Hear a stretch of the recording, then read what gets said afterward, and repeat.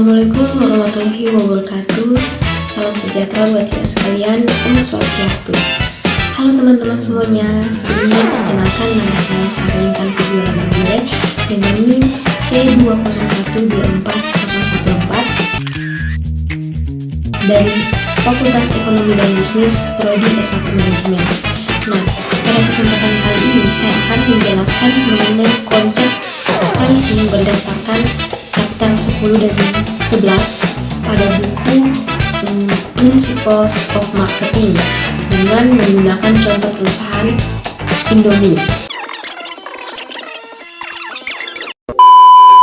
Nah, salah satu merek mie instan yang paling populer terutama di Indonesia maupun di dunia, Indomie adalah contoh yang sangat jelas dalam pendekatan strategi harga di pasar mass market. Oke, langsung saja kita masuk pada pembahasannya.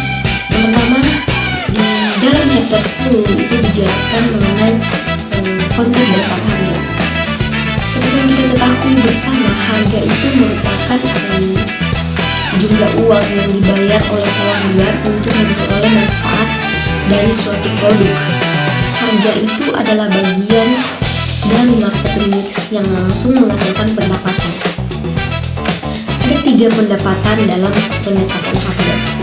Yang pertama, customer value. Yang kedua, cost.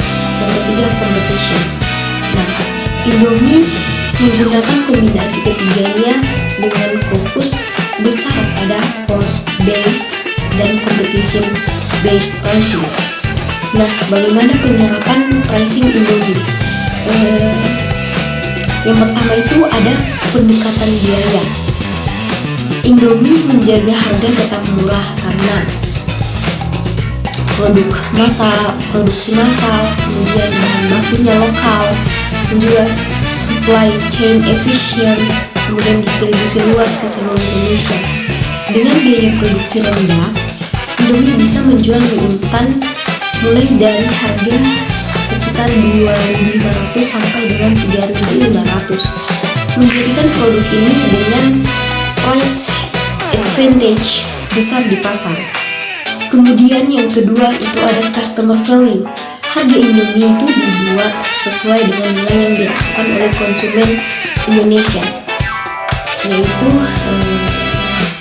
contohnya alasan saya membeli Indomie itu karena yang pertama rasanya enak, kemudian cara pembuatannya sangat praktis, dan juga mudah didapat di warung-warung terdekat, dan juga harganya sangat-sangat terjangkau.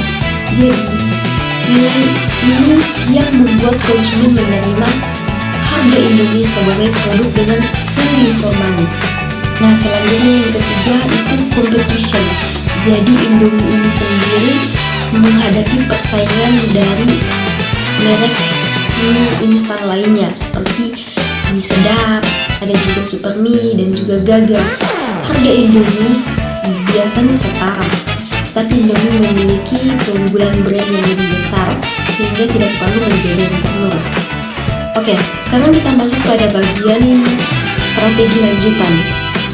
Yang pertama ada product line pricing atau harga berdasarkan varian produk. Nah, seperti yang kita ketahui sendiri, Indomie itu punya banyak seri produk dengan harga yang berbeda.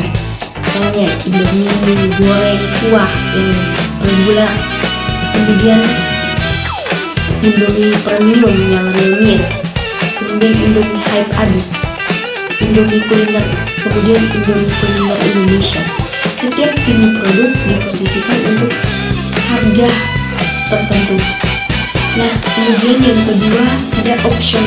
Jadi Indomie itu tidak hanya memproduksi atau tidak hanya menjual mie instan saja, tetapi juga ada beberapa produk yang lainnya seperti saus sambal, ada juga kecap, steak mie, ada juga muka. Jadi produk-produk itu sebagai pendamping yang bisa meningkatkan pendapatan dan memperluas pilihan bagi konsumen. Kemudian yang selanjutnya ada bundle pricing atau harga paket. Indomie itu sering dijual dalam bentuk saset, kemudian ada juga dalam bentuk karton yang 40 pieces, kemudian bundling dengan select chip atau ciki atau seperti promo Indomaret dan Alfamart. Jadi bundle pricing itu menguntungkan pembeli yang ingin harganya lebih murah. Nah, kemudian promotional pricing, strategi promosi Indomie. Jadi ada beberapa yang dilakukan perusahaan Indomie untuk mempromosikan produknya, seperti diskon lebih di Alfamart atau Indomaret, kemudian bundling promo kuliner, toko spesial, dan juga ada cashback marketplace, dan juga ada yang saya ketahui sempat saya lihat promo beli 5 gratis 1, dan juga ada diskon spesial di event seperti pada Ramadan dan juga tahun baru dan perayaan lainnya. Jadi ini dapat meningkatkan volume penjualan secara cepat. Kemudian ada geographical pricing atau harga beda wilayah. Jadi harga Indomie bisa berbeda di tiap daerahnya.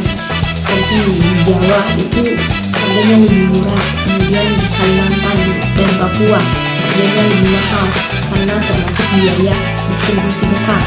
Kemudian di luar negeri itu harganya lebih mahal karena termasuk impor dan juga pajak. Ada contoh harga Indomie seperti di Afrika bisa mencapai 10.000 per bungkusnya. Jadi ini menunjukkan bahwa strategi geographical pricing yang sangat kuat. Nah, selanjutnya responding to price changes atau reaksi konsumen.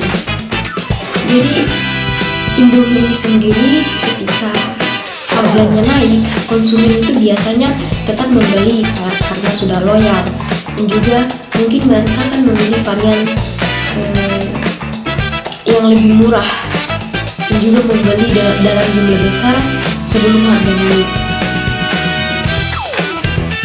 Lalu Indomie ini merespon dengan menambah varian murah, kemudian promo bundling, menguatkan distribusi. Jadi ini sesuai dengan teori mengenai buyer's reaction to price changes. Nah, jadi kesimpulannya Indomie ini adalah salah satu contoh produk yang kuat dalam penerapan strategi harga. Indomie memadukan cost-based pricing, competition-based pricing, product line pricing, bundle pricing, dan juga promotional pricing untuk mempertahankan dominasinya di pasar. Nah, sekian yang bisa saya jelaskan mengenai materi yang terkait dalam chapter 10 dan chapter 11. Mohon maaf bila ada kesalahan kata. Saya akhiri. Assalamualaikum warahmatullahi wabarakatuh.